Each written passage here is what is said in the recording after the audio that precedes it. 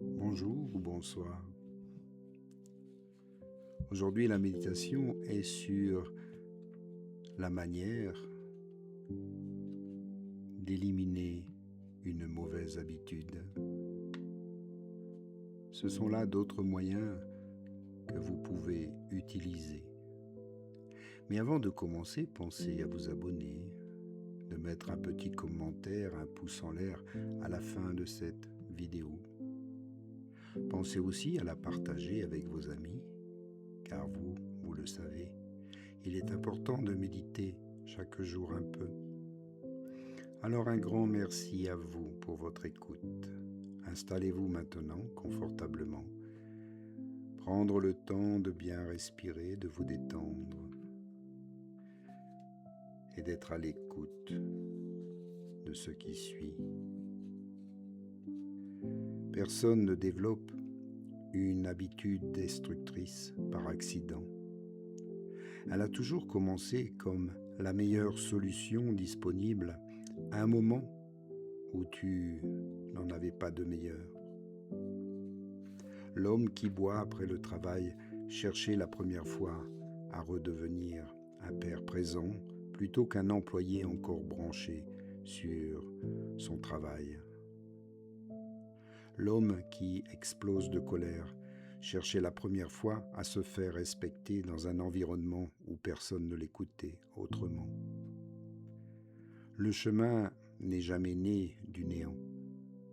Il a toujours servi quelque chose de réel, même si ce qu'il sert aujourd'hui te coûte bien plus qu'il ne t'apporte. C'est cette question, à quoi ce chemin a-t-il vraiment servi? Alors essaye de changer tout ce qui suit. Peut-être par le pouvoir du remplacement. C'est là qu'intervient ta raison d'être, ce qui donne un sens réel à tes journées. Il ne s'agit pas juste de remplacer un geste par un autre. Il s'agit de comprendre ce que tu cherches vraiment à travers l'habitude et d'y répondre honnêtement. Un gérant de restaurant fermait sa cuisine chaque soir à minuit. Passé cette journée totalement épuisé, les mains encore marquées par le service, il buvait seul 2 ou 3 verres avant de rentrer. Debout au bar, une fois que tout le personnel soit parti,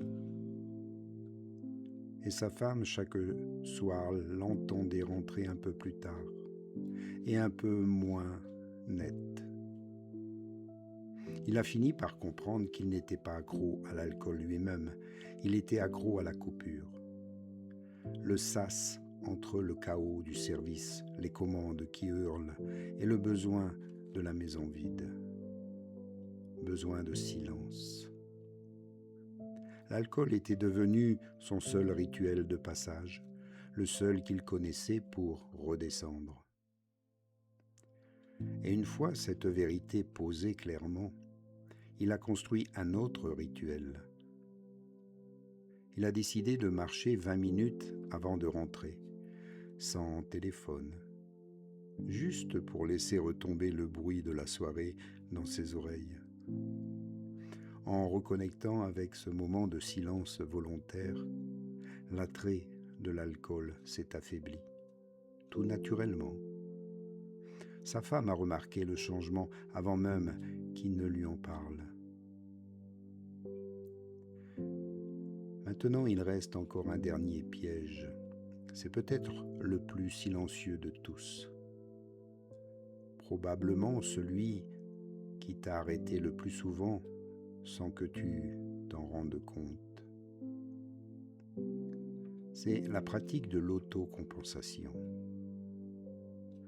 ou de l'auto-compassion.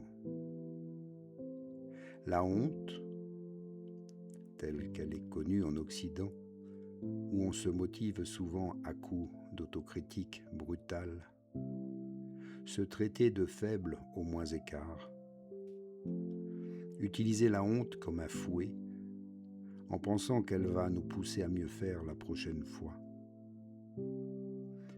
Mais la honte ne construit rien. Elle crée une guerre intérieure. Juge d'un côté, accusé de l'autre, et qui consume toute votre énergie, qu'il aurait mieux fallu garder pour avancer sur le bon chemin. Cette guerre-là a un coût que peu d'hommes mesurent vraiment. Chaque heure passée à se flageller intérieurement pour une rechute est une heure qui n'a servi à rien. En tout cas, servi à rien comprendre, ni même à avancer. Juste à tourner en rond, dans le même endroit, en s'enfonçant un peu plus profondément chaque jour et à chaque tour. Et voilà pourtant ce qui change tout.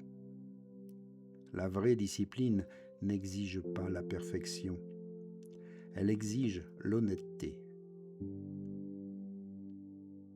Un ancien militaire reconverti dans la sécurité privée ratait ses séances de sport prévues presque une semaine sur 2, puis passait le reste de la soirée à se traiter d'homme fini, incapable de tenir un engagement tout aussi simple. Lui qui avait pourtant tenu des semaines entières sur le terrain. Autrefois, ce contraste le rongeait plus que la séance moquait elle-même. Il a appris à noter les faits sans jugement. Aujourd'hui, j'ai sauté la séance. C'est un fait, pas une faute. Puis il est resté curieux. Qu'est-ce qui, ce jour-là, avait pris toute son énergie ? Semaine après semaine, les schémas sont devenus bien plus visibles.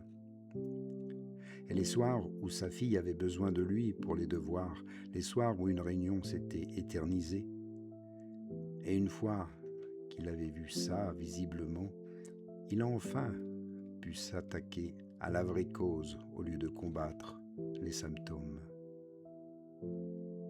Sache que tu ne détestes pas un arbre parce qu'il pousse lentement. Tu ne devrais pas te détester non plus pour la même raison. Il y a des fois des obligations qui sont nécessaires, qui te font perdre parfois ton temps. Mais tu auras toujours l'occasion de faire ce qu'il y a à faire. Juste le faire au bon moment, en étant mieux organisé. Et construire de nouveaux chemins. Briser une habitude n'est pas une question de destruction, c'est une question de construction, comme un arbre qui grandit autour d'une clôture jusqu'à ce qu'elle devienne insignifiante. Tu ne détruis pas l'ancien chemin, tu grandis au-delà. Pense à un sentier bien tracé dans une forêt. Tu l'as emprunté tant de fois que tes pieds le suivent seuls, même quand il ne mène nulle part. Tu ne peux pas l'effacer d'un geste, mais tu peux en tracer un autre à côté. Un peu plus difficile au début, plein de ronces, demandant une attention à chaque pas, jusqu'à ce que le nouveau devienne la voie naturelle et que l'ancien se referme, faute d'être emprunté, envahi peu à peu par tout ce qui repousse naturellement. Ce n'est pas une question de volonté, c'est une question de répétition. De changer tes habitudes. C'est là que le chemin va tout changer. Le vieux guerrier de notre histoire n'avait pas toujours été ce maître calme et posé qui accueillait ses élèves dans la montagne. Avant l'ermitage, il avait porté sa propre colère, ses propres rechutes, ses propres nuits à se demander s'il arriverait un jour. Personne ne lui avait montré le chemin. Il l'avait tracé pas après pas sur des décennies. Comme l'homme qui avait fumé durant 20 ans, lui avait cru pendant tout ce temps qu'il se battait contre le tabac. Ce n'est pas le tabac qui l'a quitté, ce n'est pas l'alcool pour le gérant du restaurant, ce n'est pas la colère pour le contremaître. Ils ont quitté le chemin qui les ramenait toujours au même endroit, à la même personne, dans les mêmes habitudes. Et le jour où tu prends conscience de ça, que tu comprends vraiment, tu arrêtes.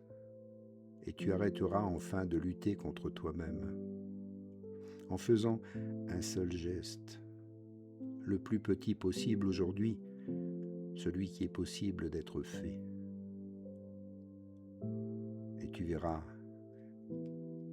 avec l'habitude, ces nouvelles habitudes, cette nouvelle décision, ce chemin que tu as choisi pour toi-même, n'est pas celui qui va bien, pas celui où tu n'as rien à faire. Chaque jour, tu dois te battre encore un peu chaque jour, si tu veux tracer toi-même ton nouveau chemin. Alors c'est le moment. Prends-en conscience. C'est déjà ici en toi,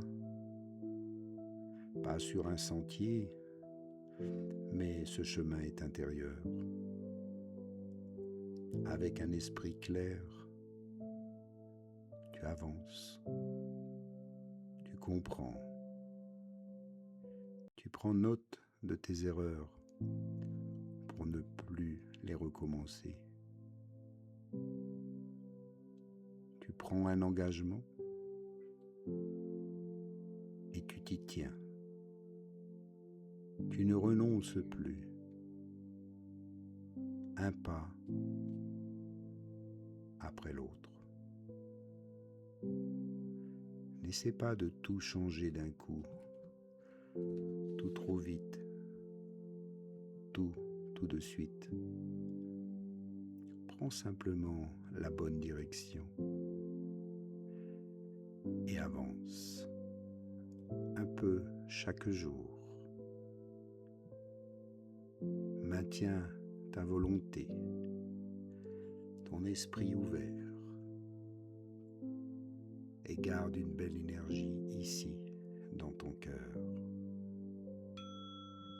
Merci à toi, merci pour ton écoute, ton soutien et à bientôt pour la prochaine méditation. Namasté.